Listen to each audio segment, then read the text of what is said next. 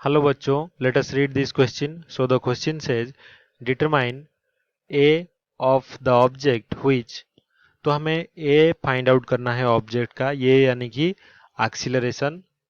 और जो सिचुएशन है हमारे पास क्या क्या है, पार्ट ए में है moves in a straight line with constant speed of 20 metre per second for 12 seconds. तो जो ऑब्जेक्ट है वो मूव कर रहा है स्ट्रेट लाइन में, यानी कि सीधे लाइन में मूव कर रहा है, और उसका जो स्पीड है वो कांस्टेंट रह रहा है 20 metre per second for 12 second के लिए।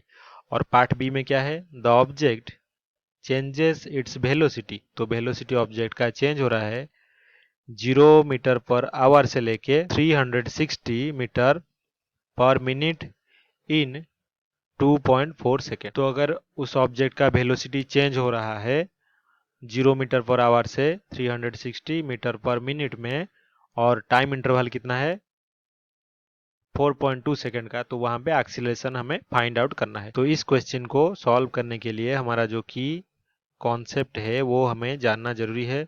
तो की कॉन्सेप्ट है हमारा एक्सीलरेशन का फॉर्मूला। तो एक्सीलरेशन हमेशा होता है इज इक्वल्स टू चेंज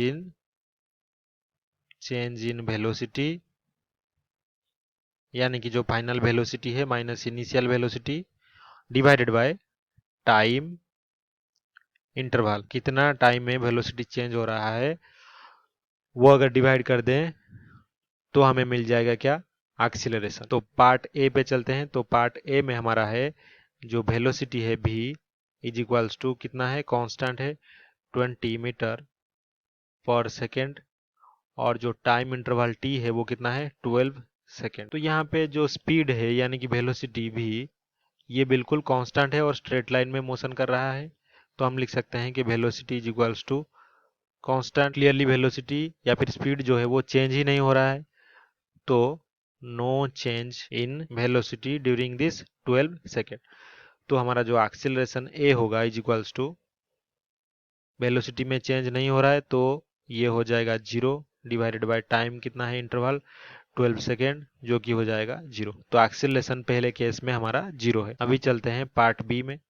तो पार्ट बी में क्या है, जो वेलोसिटी v है वो is equals to 0 metre per hour में है। इसको अगर ऐसा यूनिट में कन्वर्ट किया जाए तो ये हो जाएगा 0 मीटर पर सेकेंड। तो अभी जो फाइनल वेलोसिटी होगा उसको ले लेते हैं v डैश। तो v डैश हमारा कितना है 360 मीटर पर मिनट।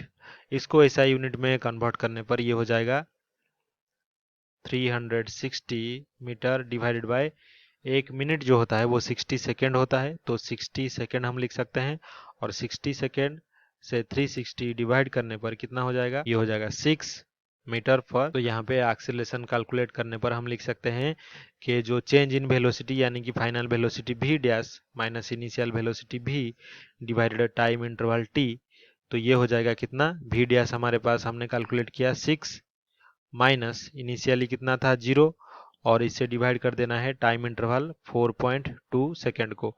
तो ये हो जाएगा जो acceleration is equals to 6 divided by 4.2 1.428 metre per second square. तो हमने यहाँ पे एक्सीलरेशन का जो फॉर्मूला देखा, change in velocity during time interval. तो पार्ट ए के लिए हमारा जो एक्सीलरेशन होगा वो हमने पाया 0 है, क्योंकि यहाँ पे वेलोसिटी कांस्टेंट है। और पार्ट बी के लिए जो हमारा आंसर होगा एक्सीलरेशन का is equals to 1.428 metre per second square. I hope you have understood this well. Best of luck.